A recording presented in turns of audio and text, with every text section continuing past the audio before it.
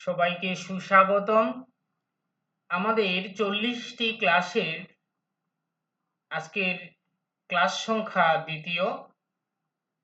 সেই দ্বিতীয় ক্লাসে প্রথম পর্ব হিসেবে এটি আলোচিত হবে, অর্থাৎ ইউনিট 1-এর পদ্যাংশ থেকে অন্নদার আত্মপরিচয় রায়গুণাকর ভারতচন্দ্রের লেখা কবিতাটি দুইটি অংশে বিভক্ত করে আলোচনা করা হবে। আমি খুব সহজ সরলভাবে বোঝানোর চেষ্টা করব, আশা করি তোমরা বুঝবে। তা সত্ত্বেও যদি কোনো অসুবিধে বা সংশয় তৈরি হয় তাহলে অবশ্যই কমেন্ট বক্সে লিখে জানাবে। চলো শুরু করা যাক। অন্নদার আত্মপরিচয়। অন্নদা এখানে দেবী দেবী অন্নদা বা অন্নপূর্ণার কথা বলা হয়েছে। আত্মপরিচয় মানে নিজের পরিচয়, অর্থাৎ দেবী অন্নদা তার নিজের পরিচয় দান করেছেন। লিখেছেন ভারতচন্দ্র রায়গুণাকর। কবিতাটি আসলে নেওয়া হয়েছে অন্নদামঙ্গল কাব্য থেকে। এটা খুবই ইম্পর্টেন্ট। কবিতাটি নেওয়া হয়েছে অন্নদামঙ্গল থেকে। ভারতচন্দ্র রায়গুণাকরের শ্রেষ্ঠ রচনা হলো অন্নদামঙ্গল। এই কাব্যে অংশ রয়েছে অন্নদার ভবানন্দ ভবনে যাত্রা। ভবানন্দ ভবনে যাত্রা আমরা ভবানন্দর পরিচয় এই কবিতার পরিশেষে পাবো, তখন বিস্তারিত আলোচনা করা যাবে। কিন্তু মনে রাখতে হবে অন্নদার আত্মপরিচয় কবিতাটি ভারতচন্দ্র রায়গুণাকরের লেখা শ্রেষ্ঠ কাব্যগ্রন্থ অন্নদামঙ্গল থেকে নেওয়া হয়েছে এবং অন্নদামঙ্গলে একটি অংশ রয়েছে অন্নদার ভবানন্দ ভবনে যাত্রা। এই ভবানন্দ ভবনের যাত্রা অংশটি আমাদের পাঠ্য সিলেবাসে অন্নদার আত্মপরিচয় নামে পরিচিত। এই কবিতাটি নির্বাচনের উদ্দেশ্য সম্পর্কে বলা হয়েছে। অন্নদার আত্মপরিচয় কবিতাটি অষ্টাদশ শতাব্দীর কবি ভারতচন্দ্র রায়গুণাকরের অন্নদামঙ্গল কাব্যের অন্তর্ভুক্ত। আমি একটু আগেই বলেছি যে ভারতচন্দ্র রায়গুণাকরের শ্রেষ্ঠ রচনার নাম অন্নদামঙ্গল। সেই কাব্যগ্রন্থ থেকে এই কবিতাটি নেওয়া হয়েছে। বলা হয়েছে অষ্টাদশ শতাব্দীর শ্রেষ্ঠ কবি ভারতচন্দ্র রায়গুণাকর। অষ্টাদশ বলতে 1700 সালের পরের সময়সীমাকে বলা হচ্ছে, কারণ ভারতচন্দ্রের জন্ম 1712 সালে এবং মারা যান 1760 সালে। এই কারণে তাকে অষ্টাদশ শতাব্দীর কবি বলা হয়ে থাকে। এই পাঠের মধ্যে দিয়ে কবি মধ্যযুগীয় সমাজের যে বাস্তব চিত্র তুলে ধরেছেন এবং সেই চিত্রে যে আধুনিক যুগের ছোঁয়া লক্ষ্য করা যায় ছাত্রছাত্রীদের কাছে, সেইটাই তুলে ধরা হয়েছে। অর্থাৎ আমরা কবিতাটি পড়ে মধ্যযুগের সমাজের বাস্তব চিত্রটিকে দেখতে পাবো, বুঝতে পারবো যে ওই সময় সমাজ বাস্তবতা কেমন ছিল। তার পাশাপাশি আধুনিক যুগেরও যে একটু হলেও স্পর্শতা রয়েছে সেটি সম্পর্কে একটা সম্যক ধারণা তৈরি হবে। আমরা আগের ক্লাসে অভিসারের পূর্ব প্রস্তুতি বুঝতে গিয়ে বাংলা সাহিত্যের 3টি যুগের কথা জেনেছি। সেই 3টি যুগের মধ্যে মধ্যযুগ হচ্ছে বিশেষ একটি যুগ, যে যুগের সময়সীমা হলো 1200 সাল থেকে 1800 সাল, কিংবা আমি বলেছিলাম 1760 সাল। এই 1760 সালকে অনেকে মধ্যযুগের শেষ সীমা মনে করে ভারতচন্দ্র রায়গুণাকরের মৃত্যুর মধ্যে দিয়ে। এই সময়সীমাতেই অন্নদামঙ্গল কাব্যটি রচনা করা হয়েছে বলে একে মধ্যযুগীয় রচনা বলা হয়েছে এবং সেই রচনায় মধ্যযুগের সমাজ বাস্তবতার চিত্র খুঁজে পাওয়া যায়। এখন আমরা জেনে নিই কবি পরিচিতি। কবি পরিচিতিতে আমরা জেনেছি যে অষ্টাদশ শতাব্দীর সর্বশ্রেষ্ঠ কবি ভারতচন্দ্র রায়গুণাকর। তিনি সমগ্র বাংলা সাহিত্যের একজন বিদগ্ধ কবি, অর্থাৎ তিনি একজন বিচক্ষণ কবি হিসেবে পরিচিতি লাভ করেছেন। ১৭১২ খ্রিস্টাব্দে হুগলি জেলার অন্তর্গত পেরো গ্রামে কবি জন্মগ্রহণ করেছিলেন। পিতার নাম নরেন্দ্র নারায়ণ রায়, একজন অভিজাত রাজবংশের সন্তান ছিলেন এবং কৃষ্ণ রায়ের উত্তর পুরুষ ছিল। নদিয়ার কৃষ্ণ রায় ছিলেন তার উত্তর পুরুষ। কবির মাতার নাম ভবানী। এই দুটি নামকে মনে রাখতে হবে। শর্ট কোশ্চেন হিসাবে আসে তার জন্ম, মৃত্যুসাল এবং তার পিতামাতার নাম। জন্মগ্রহণ করে ১৭১২ খ্রিস্টাব্দে হুগলি জেলার পেরো গ্রামে এবং পিতার নাম নরেন্দ্র নারায়ণ রায় এবং মাতার নাম ভবানী। পিতার নিঃস্ব অবস্থার জন্য তার শৈশব মাতুলালয়ে কাটে, অর্থাৎ পিতা যখন নিঃস্ব অবস্থায় সবকিছু হারিয়ে ফেলে তখন তার জন্য তার শৈশব মাতুলালয়ে কাটে। মাতুলালয়ে সে বড় হয়েছেন। তিনি ১৪-১৫ বছর বয়সে ১৪-১৫ বছর বয়সেই সংস্কৃততে দক্ষ হয়ে উঠেছিলেন। পরে ফরাসি ভাষাতেও তার বিশেষ অধিকার প্রতিষ্ঠিত হয়। কবির জীবন ছিল খুবই দুর্ভাগ্যপূর্ণ, যেহেতু তার পিতা সবকিছু হারিয়ে নিঃস্ব হয়ে গিয়েছিল বলে দুর্ভাগ্যপূর্ণ জীবন অতিবাহিত করতে হয়েছে। নানা ভাগ্য বিপর্যয়ের পরে তিনি মহারাজ কৃষ্ণচন্দ্রের নজরে পড়েন এবং মহারাজের সভাকবি হিসেবে নিযুক্ত হন, অর্থাৎ মহারাজ কৃষ্ণচন্দ্রের রাজসভায় সভাকবি হিসেবে নিযুক্ত হয়েছিলেন। রাজা যাকে শ্রেষ্ঠ কবি হিসেবে নির্বাচিত করে তাকে সভাকবি হিসেবে নিযুক্ত দেওয়া হয়ে থাকে। তার কবিত্ব শক্তির জন্য মহারাজ তাকে রায়গুণাকর উপাধিতে ভূষিত করেছিলেন। রায়গুণাকর অর্থাৎ গুণের আকর, গুণের খনি হিসেবে তাকে ভূষিত করেছিলেন। মহারাজ প্রদত্ত মুলাজোর গ্রামে তিনি ৪৮ বছর বয়সে দেহত্যাগ করেন ১৭৬০ খ্রিস্টাব্দে, অর্থাৎ তিনি অন্নদামঙ্গল কাব্য যখন রচনা করলেন, অন্নদা মঙ্গল কাব্যে তার বিচক্ষণতা দেখে, কবিত্ব শক্তির পরিচয় পেয়ে মহারাজ কৃষ্ণচন্দ্র রায় তাকে রায়গুণাকর উপাধি দান করে। এই রায়গুণাকর উপাধিটি অবশ্যই মনে রাখতে লাগবে, কারণ শর্ট কোশ্চেন হিসাবে অবশ্যই এটি আসার সম্ভাবনা রয়েছে। রায় গুণাকর উপাধি দিয়েছিলেন। কে দিয়েছিলেন? মহারাজ কৃষ্ণচন্দ্র রায়। কি জন্য দিয়েছিলেন? শ্রেষ্ঠ অন্নদামঙ্গল কাব্য রচনা করার জন্য। এই উপাধি দেওয়ার সময় তাকে মুলাজোর গ্রামকে দান করেছিলেন এবং সেখানে ৪৮ বছর বয়সে ১৭৬০ খ্রিস্টাব্দে দেহত্যাগ করেন। অন্নদামঙ্গল কবির সর্বশ্রেষ্ঠ রচনা। আমি একটু আগেই বলেছি, প্রশ্ন যদি আসে যে কবি ভারতচন্দ্র রায়গুণাকরের সর্বশ্রেষ্ঠ রচনার নাম কি, অবশ্যই তাহলে উত্তর দিতে হবে অন্নদামঙ্গল। এছাড়াও তিনি নাগাষ্টক, রসমঞ্জরি কাব্য ও সংস্কৃত ও হিন্দি মিশ্র ভাষায় চণ্ডী নামে একটি নাটক রচনা করেছেন। বেশিরভাগ ক্ষেত্রে কোশ্চেন যদি একটু মডারেট থেকে আর একটু হাই হয় তাহলে অবশ্যই এই শ্রেষ্ঠ রচনার পাশাপাশি অন্য কোনো রচনার নামও এসে যেতে পারে। বিশেষ করে প্রশ্ন হতে পারে ভারতচন্দ্র রায়গুণাকরের লেখা একটি নাটকের নাম লেখো, অবশ্যই তখন উত্তর হবে চণ্ডী, যেটি তিনি হিন্দি ও সংস্কৃত ভাষার মিশ্রণে রচনা করেছেন। আশা করি কবি পরিচিতি এবং পাঠ নির্বাচনের অংশটি তোমরা বুঝতে পেরেছ। এর বাইরেও যদি কোনো শব্দে কিংবা বাক্যে কোনো সংশয় থেকে থাকে অবশ্যই তাহলে কমেন্ট বক্সে লিখে জানাবে।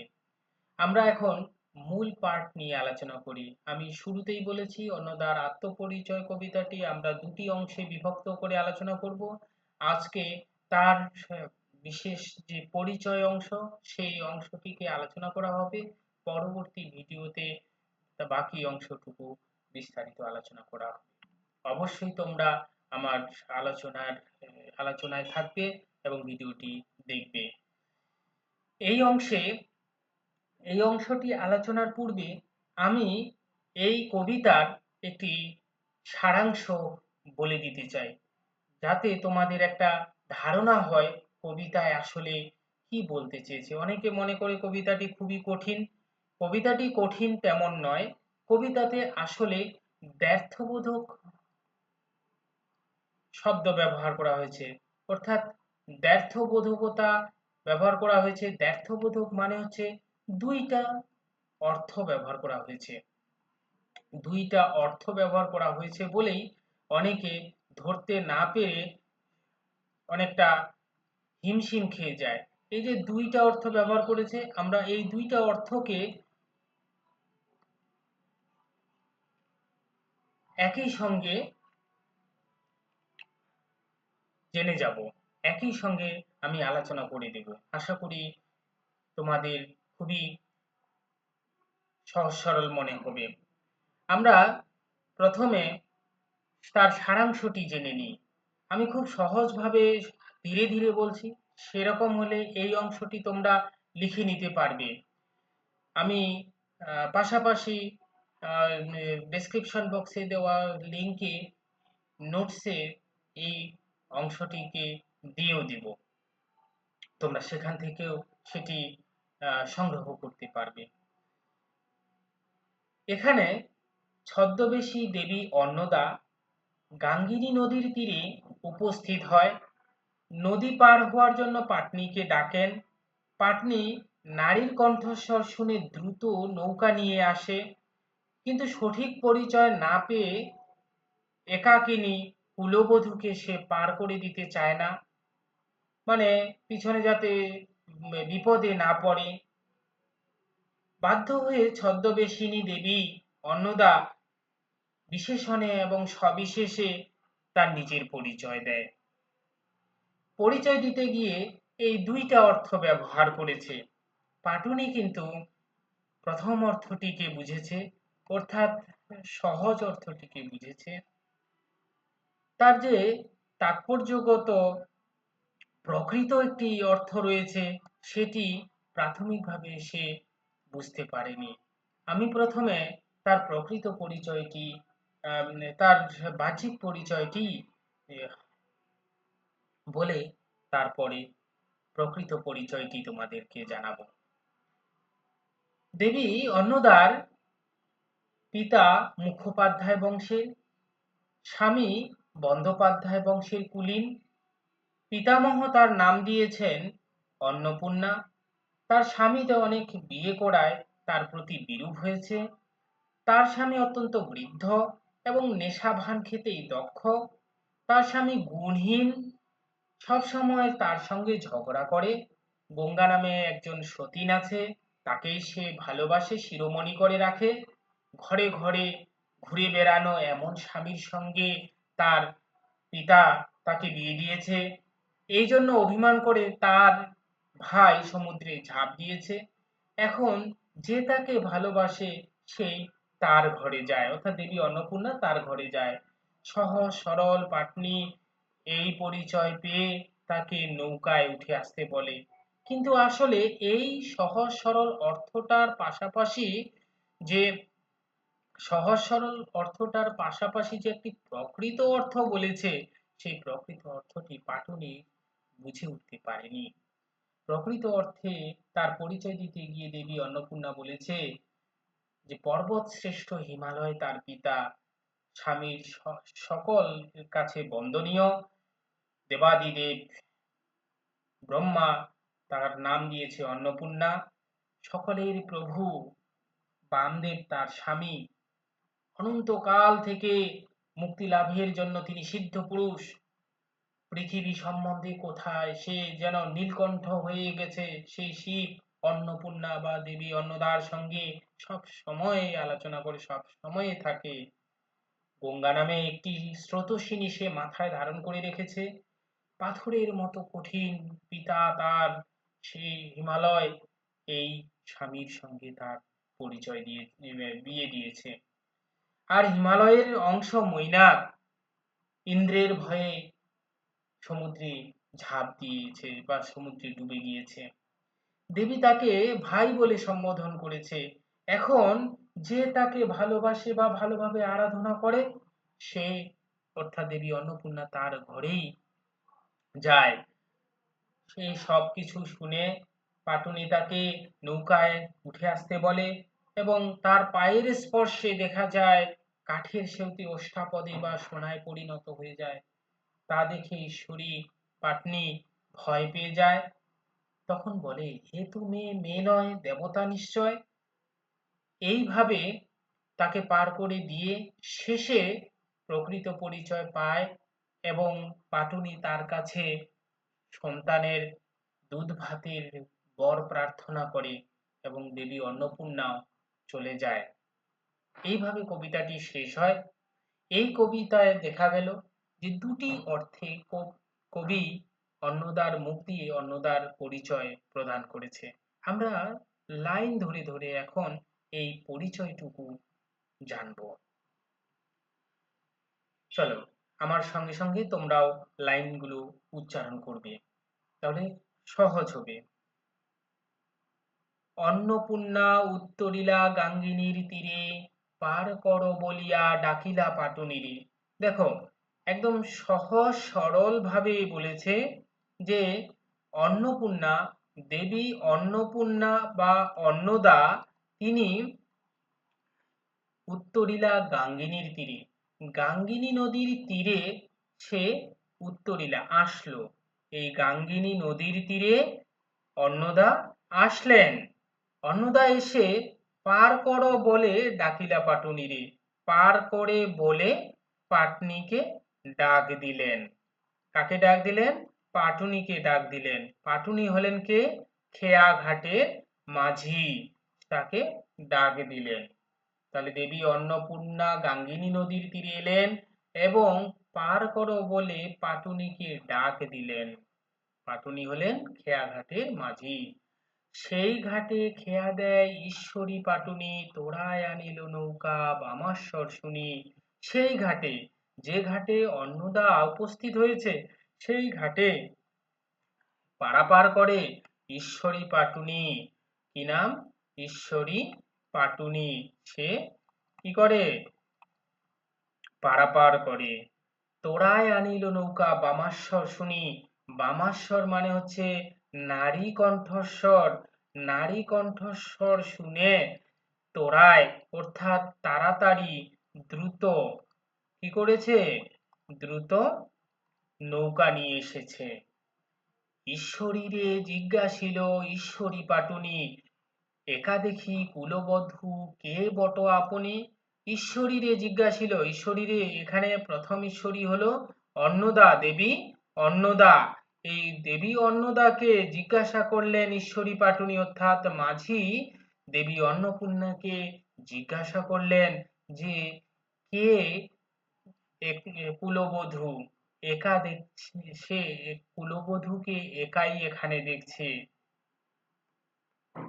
তারকে প্রশ্ন করেছে, কে আপনি? পরিচয় না দিলে করিতে নারী পার, ভয় করি কে দেবে ফেরোফার। ঈশ্বরী পাটুনি অন্নদাকে বলেছে, পরিচয় না দিলে তাকে পার করতে পারবে না, কারণ তাকে যে কেউ ফেরোফার দিতে পারে। ফেরোফার মানে হচ্ছে বিপদ, অর্থাৎ তার বিপদ হয়ে যেতে পারে। এই কারণে তার কাছে সে পরিচয় চেয়েছে। ঈশ্বরীরে পরিচয় কহেন ঈশ্বরী। ঈশ্বরীরে, এই প্রথম বাক্যের প্রথম ঈশ্বরী হলো পাটুনি, মাঝি। এই মাঝিকে ঈশ্বরী, দ্বিতীয় ঈশ্বরী শব্দের অর্থ এখানে দেবী অন্নদা। এই দেবী অন্নদা ঈশ্বরী অর্থাৎ ঈশ্বরী পাটুনিকে পরিচয় দেন। বুঝো ঈশ্বরী আমি পরিচয় করি, বলছে আমি দেবী অন্নপূর্ণা পরিচয় দেন, সেটা বুঝে নিতে বলেছে। বিশেষণে সবিশেষ কহিবারে পারি, জানহ স্বামীর নাম নাহি ধরে নারী। বিশেষণে সবিশেষে সে পরিচয় প্রদান করবে, কারণ স্বামীর নাম নারীরা ধারণ করে না। কারণ সমাজে প্রচলিত রয়েছে স্বামীর নাম স্ত্রীরা উচ্চারণ করতে চায় না। সেজন্যই দেবী অন্নপূর্ণাও কুলবধূ হিসেবে সেও স্বামীর নাম উচ্চারণ না করে বিশেষণে সবিশেষে পরিচয় প্রদান করবে।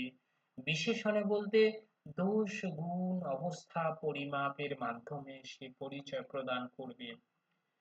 গোত্রের প্রধান পিতা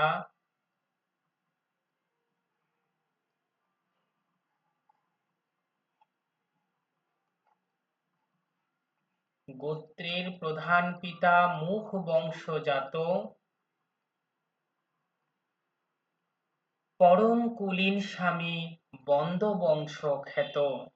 গোত্রের প্রধান পিতা সবসময় মনে রাখবে, এখানে পরিচয় যখন দিচ্ছে তখন দুটি অর্থকে অনুসরণ করছে। গোত্র মনে রাখবে, খুবই ইম্পর্টেন্ট বিষয়।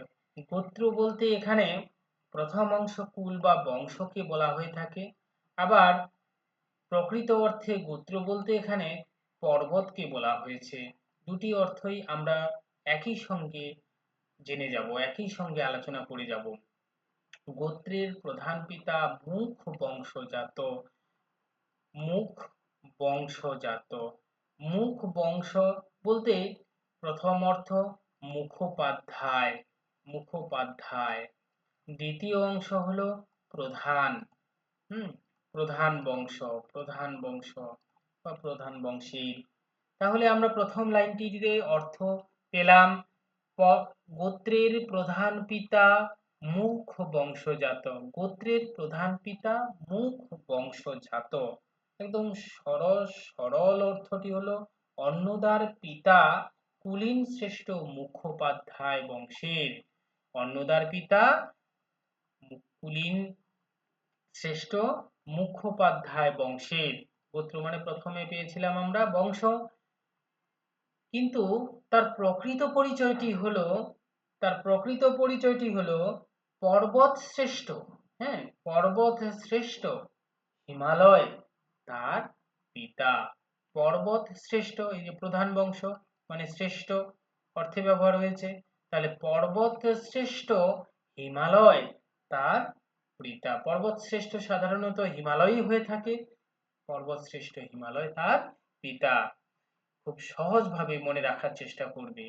পরম কুলীন স্বামী বন্দ বংশ খ্যাত। পরম কুলীন, দেখো পরম কুলীন, পরম কুলীন, পরম কুলীন, পরম কুলীন মানে তাহলেই বোঝা যাচ্ছে যে, আমি লিখে দিচ্ছি পরম কুলীন, পরম কুলীন, পরম কুলীন মানে হচ্ছে কুলীনদের মধ্যে শ্রেষ্ঠ। আমি একটু পরে বলছি যে কুলীন কারা। কুলীন শ্রেষ্ঠ, হ্যাঁ, কুলীনদের মধ্যে শ্রেষ্ঠ, কুলীনের শ্রেষ্ঠ বলে দেওয়া যেতে পারে।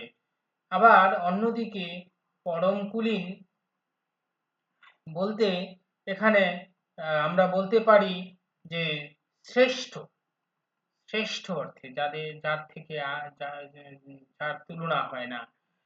স্বামী বন্দ বংশ খ্যাত, তাহলে সহজভাবে আমরা বলতে পারি তার স্বামী পরম কুলীন বন্দ্যোপাধ্যায় বংশের, তার স্বামী পরম কুলীন বন্দ্যোপাধ্যায় বংশের। অন্যদিকে আমরা বলবো যে তার শ্রেষ্ঠ স্বামী, তার শ্রেষ্ঠ স্বামী সবার কাছে বন্দনীয়, সবার কাছে কি বন্দনীয়। একটা অর্থ দাঁড়ালো বন্দ্যোপাধ্যায়, কুলীন শ্রেষ্ঠ বন্দ্যোপাধ্যায়, আর একটি অর্থ দাঁড়ালো বন্দনীয়। এভাবে মনে রাখতে লাগবে। তাহলে আমরা এই দুটি লাইনে একটি বাহ্যিক বা সরল পরিচয় পেয়েছি, আর একটি প্রকৃত পরিচয় পেয়েছি। সরল অর্থে আমরা জানলাম যে দেবী অন্নদার পিতা মুখোপাধ্যায় বংশের, তার স্বামী কুলীন শ্রেষ্ঠ বন্দ্যোপাধ্যায় বংশের। আর প্রকৃত পরিচয়টি পেলাম পর্বত শ্রেষ্ঠ হিমালয় তার পিতা এবং শ্রেষ্ঠ স্বামী, তার শ্রেষ্ঠ স্বামী সবার কাছে বন্দনীয়। আশা করি বিষয়টি তোমাদের কাছে খুবই সহজ হয়েছে, তোমরা বুঝতে পেরেছো। এর বাইরেও যদি বুঝতে অসুবিধে হয়, কোথাও সংশয় থেকে থাকে, তাহলে অবশ্যই তোমরা আমাকে কমেন্ট বক্সে লিখে জানাবে, কিংবা হোয়াটসঅ্যাপে গ্রুপে জয়েন হয়ে সেখানে প্রশ্ন করবে। অবশ্যই তোমাদের সংশয়গুলোকে দূর করার চেষ্টা করা হবে। পরবর্তী লাইন দেখো, পিতামহ দিলা মোরে অন্নপূর্ণা নাম, অনেকের পতিতেই পতি মোর বাম। দেখো খুব সহজভাবে বোঝো, পিতামহ দিলা মোরে অন্নপূর্ণা নাম, অর্থাৎ দেবী অন্নদাকে ছদ্মবেশিনী দেবী অন্নদাকে তার পিতামহ অন্নপূর্ণা নাম দিয়েছে। আর তার স্বামী অনেকের প্রতি হওয়ার ফলে তার প্রতি বিরূপ হয়েছে। বাম শব্দের অর্থ এখানে বিরূপ বা বিপরীত হয়েছে। তাহলে আমরা সরল অর্থটা কি বুঝলাম, যে ছদ্মবেশিনী দেবী অন্নপূর্ণার পিতামহ তাকে অন্নপূর্ণা নাম দিয়েছে, এবং তার অনেক স্বামী হওয়ার কারণে দেবীর প্রতি বিরূপ হয়েছে। কিন্তু প্রকৃত অর্থটি হলো, দেবাদিদেব ব্রহ্মা তাকে পিতামহ বলা হয়, সেই পিতামহ ব্রহ্মা তাকে অন্নপূর্ণা নাম দিয়েছে, এবং তার স্বামী প্রত্যেকের কাছেই বন্দনীয় এবং বন্দনীয় হওয়ার ফলে তার তার স্বামী বামদেব হয়েছে। এখানে বাম বলতে বামদেবকে বলা হয়েছে, বামদেব বলতে এখানে শিবকে বলা হয়েছে, শিবেরই অপর নাম হলো বামদেব। তাহলে আমরা এখানে যে জানলাম, পিতামহ হলো এক অর্থে ঠাকুরদাদা, আরেক অর্থে প্রজাপতি ব্রহ্মা। ওকে, অন্যদিকে বাম বলতে বোঝানো হয়েছে বিরূপকে। বিরূপ, বাম শব্দের অর্থ বামদেব অর্থাৎ শিব। তাহলে আমরা জানলাম, দেবী অন্নপূর্ণার পিতামহ তাকে অন্নপূর্ণা নাম দিয়েছে, আর তার স্বামী অনেককে বিয়ে করায়, অনেকের পতি হওয়ায় বা স্বামী হওয়ায় তার প্রতি বিরূপ হয়েছে। আর প্রকৃত অর্থটা হলো, দেবী অন্নপূর্ণার পিতামহ অর্থাৎ দেবাদিদেব ব্রহ্মা তাকে অন্নপূর্ণা নাম দিয়েছে, এবং অনেকের পতিতে অর্থাৎ অনেকের আরাধনায় তার প্রতি তার স্বামী বামদেব হয়েছে, বামদেব অর্থাৎ শিব। অতি বড় বৃদ্ধপতি সিদ্ধিতে নিপুণ, কোনো গুণ নাহি তার কপালে আগুন। অতি বৃদ্ধপতি সিদ্ধিতে নিপুণ, কোনো গুণ নাহি তার কপালে আগুন। এখানে মনে রাখবে, কবিতাটি পড়তে গেলে যে একটি অলংকার ব্যবহার করা হয়েছে, অলংকারটির নাম হলো ব্যজস্তুতি অলংকার। ব্যজস্তুতি অলংকারটি সাহিত্যে নিন্দার ছলে প্রশংসা, নিন্দার ছলে প্রশংসা বা প্রশংসার ছলে নিন্দাকে বোঝানো হয়ে থাকে। হ্যাঁ, নিন্দার ছলে প্রশংসা, প্রশংসার ছলে নিন্দা, এখানে ঠিক একইভাবে ব্যবহার করা হয়েছে।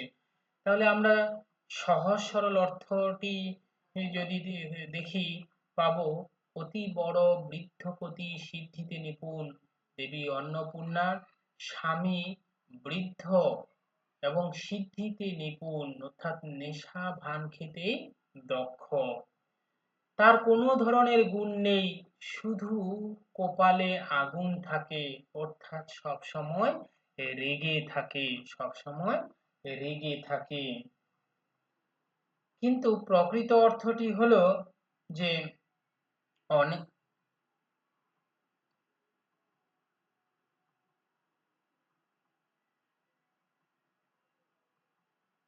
তার স্বামী অনেক বৃদ্ধ, অর্থাৎ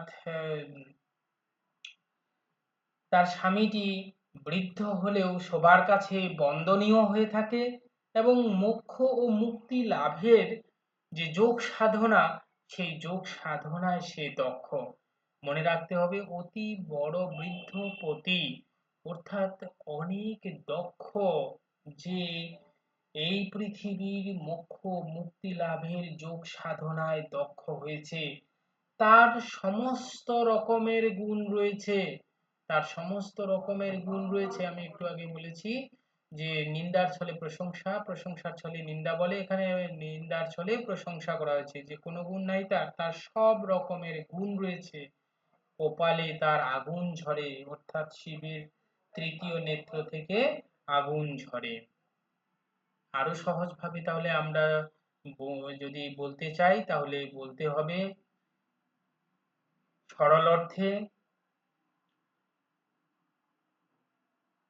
কুলবধূটির স্বামী অনেক বৃদ্ধ, সে নেশা ভান খেতেই দক্ষ, তার কোনো গুণ নেই, শুধু সব সময় রেগে থাকে।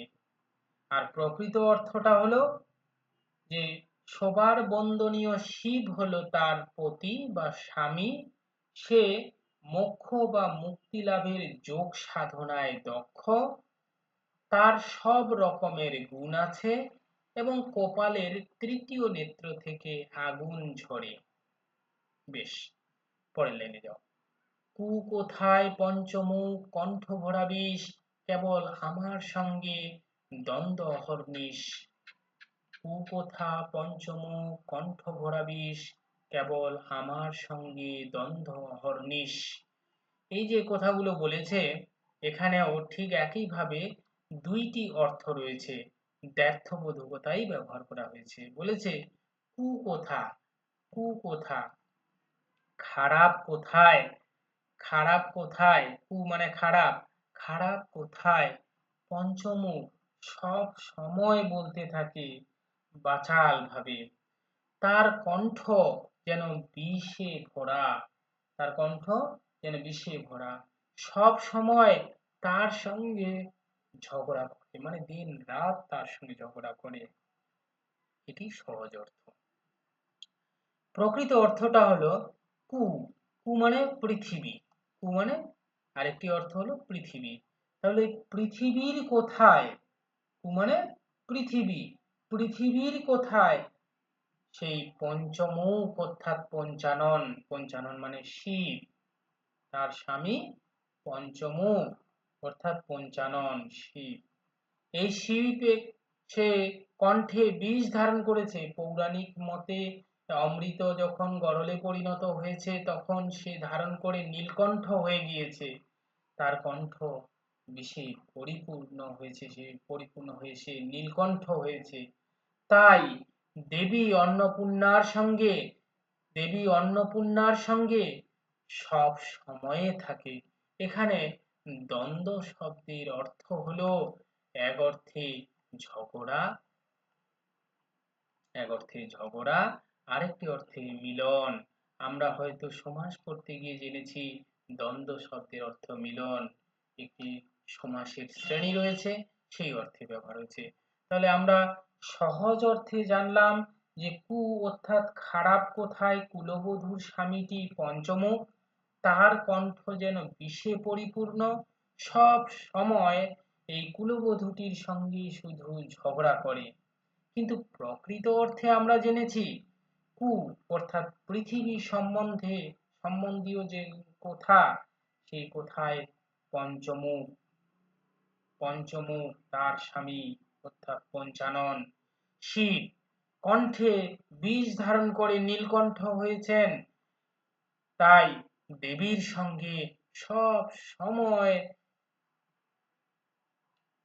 মিলিত হয়ে আলোচনা করে। বেশ, আশা করি লাইন দুটি তোমাদের বুঝতে সুবিধে হয়েছে। গঙ্গা নামে সোতা তার তরঙ্গ এমনি, জীবন স্বরূপ আসে স্বামীর শিরোমণি। দেখো, গঙ্গা নামে একটি সতীন আছে, কুলবধূটির গঙ্গা নামে একটি সতীন আছে, তার তাকেই তার স্বামী জীবন স্বরূপা করে শিরোমণি করে রেখেছে, অর্থাৎ মাথায় করে রেখেছে, অর্থাৎ তাকেই বেশি করে ভালোবাসে।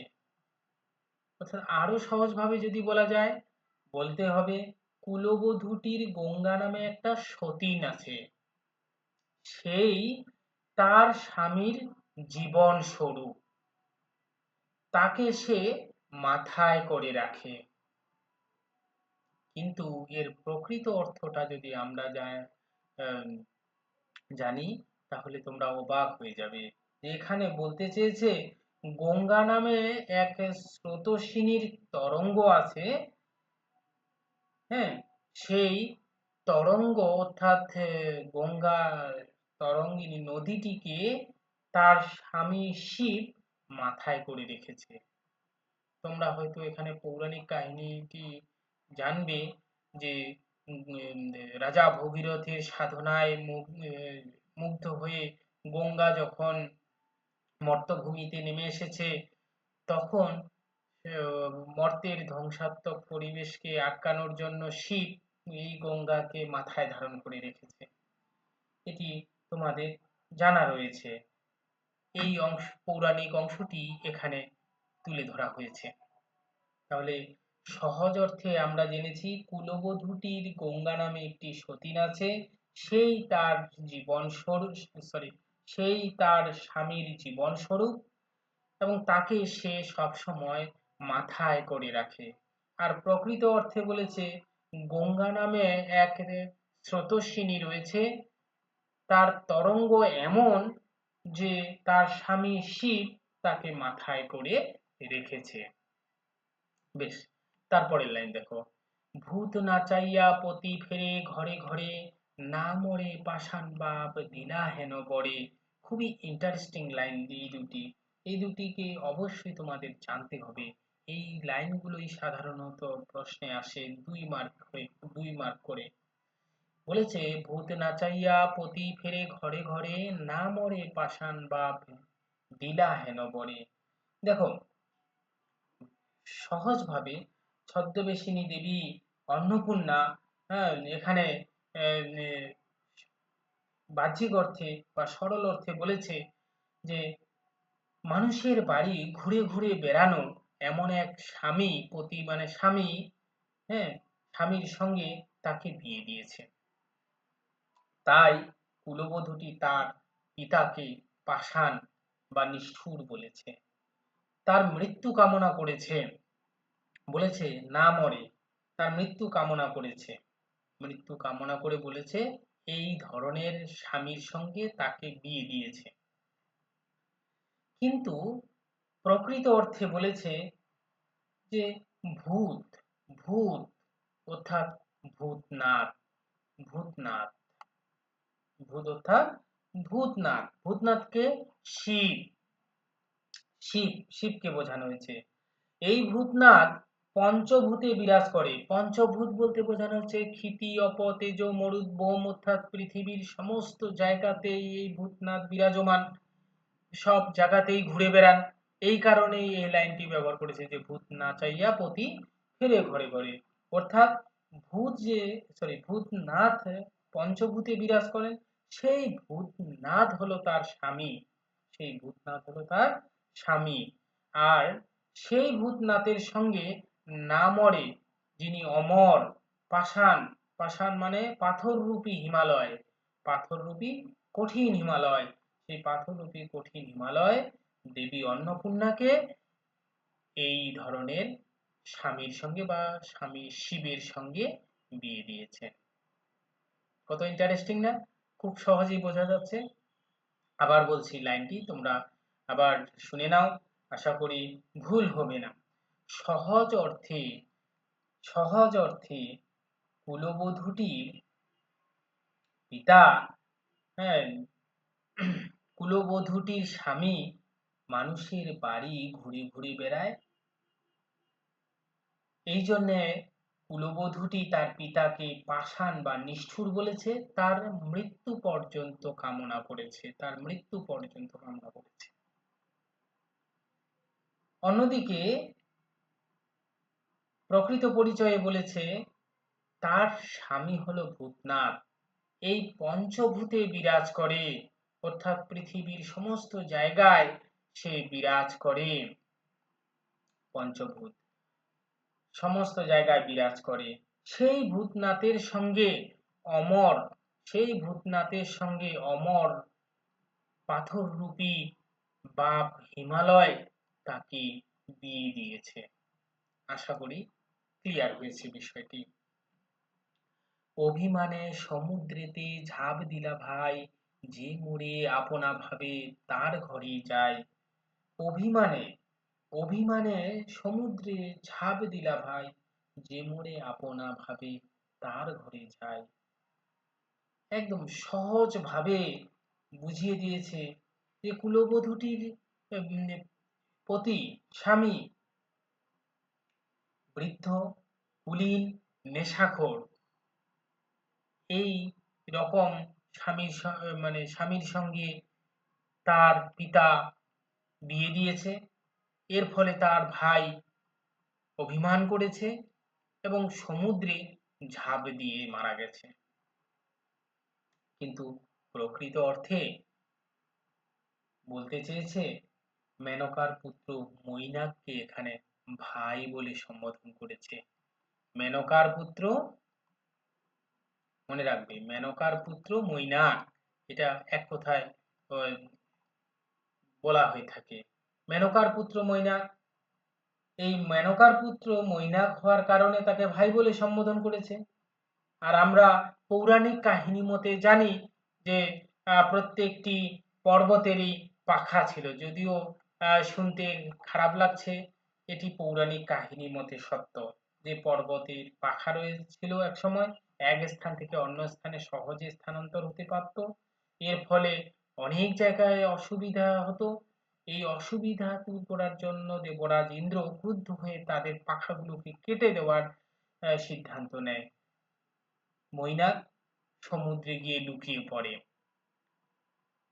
এখন সেই মৈনাককেই সে ভাই বলে সম্বোধন করেছে।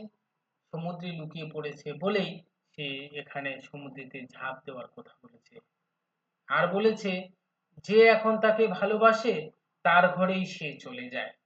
এই বিস্তারিত আলোচনায় আবারও আমি সহজ সরল অর্থ এবং প্রকৃত অর্থ দুটিই আলোচনা করে দিচ্ছি, একটু ধৈর্য সহকারে তোমরা শুনবে। সরল অর্থে কুলবধূটির পিতা বৃদ্ধ কুলীন নেশাখোর বরের সঙ্গে বিয়ে দিয়েছে। ফলে তার ভাই অভিমান করে সমুদ্রে ঝাঁপ দিয়ে আত্মহত্যা করেছে।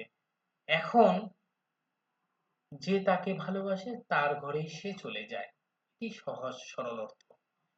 প্রকৃত অর্থটি হলো যে মেনকার পুত্র মৈনাককে সে ভাই বলে সম্বোধন করেছে। সে দেবরাজ ইন্দ্রের ভয়ে সমুদ্রে ঝাঁপ দিয়েছে। তার এখন কেউ নেই, তাই এখন যে তাকে ভালোভাবে আরাধনা করে সে তার ঘরেই বিরাজ করে। আশা করি বিষয়টি ক্লিয়ার হয়েছে। পাটুনি বলেছে আমি বুঝিনু সকল, যেখানে কুলীন জাতি সেখানে কোন্দল। পাটুনি তো খুব সহজ ভাবে বুঝে গিয়েছে সরল অর্থটি। সেই সরল অর্থটি বুঝে বলেছে যেখানে কুলীন জাতি রয়েছে সেখানে কোন্দল রয়েছে। কুলীন আসলে কৌলিন্য প্রথার একটি বড় কুসংস্কার। কৌলিন্য প্রথায় আসলে একটি উপাধি হিসাবে ব্যবহার হয়েছিল। সাধারণত যাদের দয়া মায়া স্নেহ প্রেম ভালোবাসা সহানুভূতি এই ধরনের ৯টা গুণের অধিকারী হতো তাদেরকে এগুলি উপাধি দেওয়া হতো, কিন্তু পরবর্তীকালে তার অপব্যবহারের ফলে কৌলিন্য প্রথা একটি কুসংস্কারে পরিণত হয় এবং এক একটি কুলীন অনেক কয়েকজনকে বিয়ে করতে পারত। ফলে পরিবারে কোন্দল লেগেই থাকতো, ঝগড়া বিবাদ লেগেই থাকতো। এই সমাজ ব্যবস্থা, এই ধরনের সমাজ ব্যবস্থার পরিচয় পাটুনিরও জানা ছিল। এর ফলে পাটুনি ভেবেছে তার স্বামী বৃদ্ধ, অনেকজনকে বিয়ে করেছে, নেশা ভাং খেতে দক্ষ, মানুষের বাড়ি বাড়ি ঘুরে বেড়ায়, এই ধরনের কুলীন বাড়িতে সব সময় ঝগড়া লেগে থাকে। এই কথাগুলো সে বুঝেছে। তখন সে বলেছে শীঘ্র আসি নাই চর দিবা কিবা বল, দেবীগণ দিব আগে পারে লয়ে চল।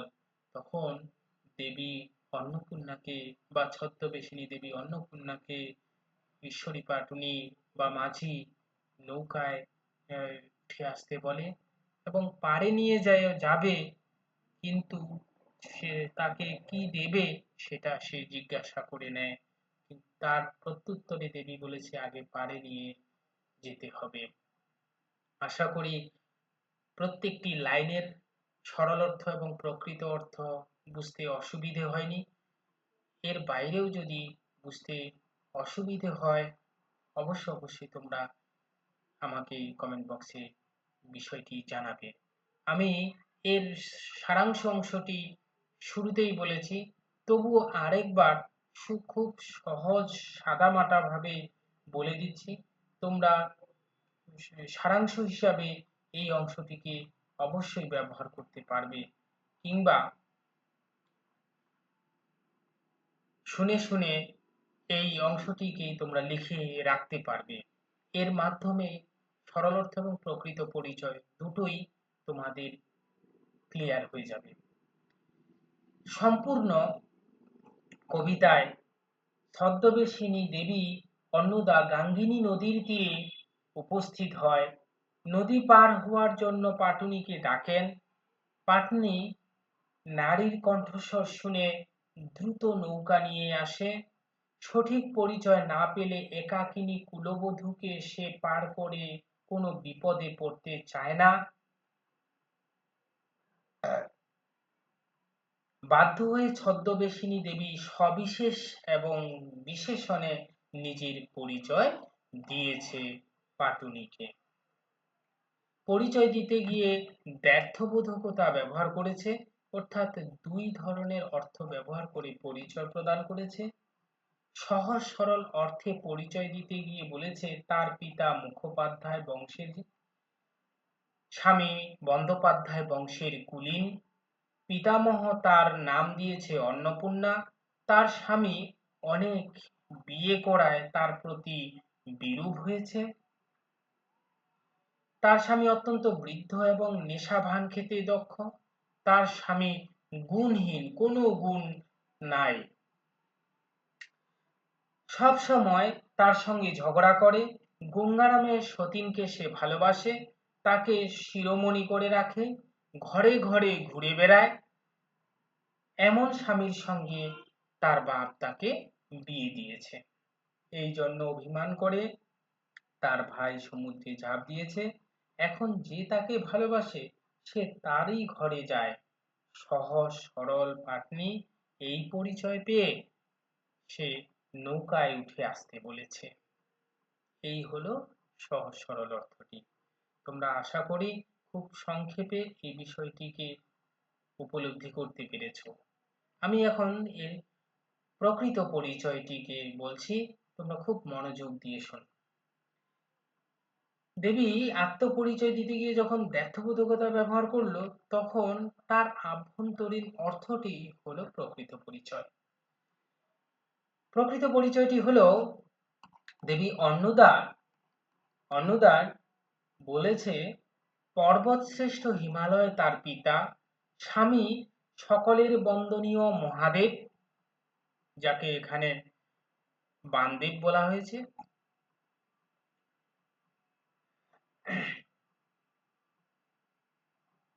পিতামহ দেবাদিদেব ব্রহ্মা তার নাম দিয়েছে অন্নপূর্ণা, সকলের প্রভু বামদেব তার স্বামী, অনন্তকাল থেকে মুক্তি লাভে সিদ্ধ পুরুষ শিব, পৃথিবী সম্বন্ধে ও কোথায় নীলকণ্ঠ শিব অন্নপূর্ণার সাথেই সবসময় আলোচনা করে, এই দ্বন্দ্ব হরণী বলেছে সবসময় আলোচনা করে। গঙ্গা নামে একটি স্রোতস্বিনীকে সে মাথায় ধারণ করে রেখেছে। পাথরের মতো কঠিন পিতা হিমালয় এই রকম স্বামীর সঙ্গে তার বিয়ে দিয়েছে। এইরকম স্বামীর সঙ্গে তার বিয়ে দিয়েছে। আর হিমালয়ের অংশ মৈনাক ইন্দ্রের ভয়ে ভীত হয়ে সে সমুদ্রে ডুবে গেছে। মেনকার পুত্র মৈনাক বলা হয়েছে এখানে। দেবী তাকে ভাই বলে সম্বোধন করেছে। এখন যেই তাকে ভালোবাসে বা ভালোভাবে আরাধনা করে তাকে, সে এখন তার ঘরে যায়। এই পরিচয়টা ঈশ্বরী পাটুনি এখন উপলব্ধি করতে পারেনি।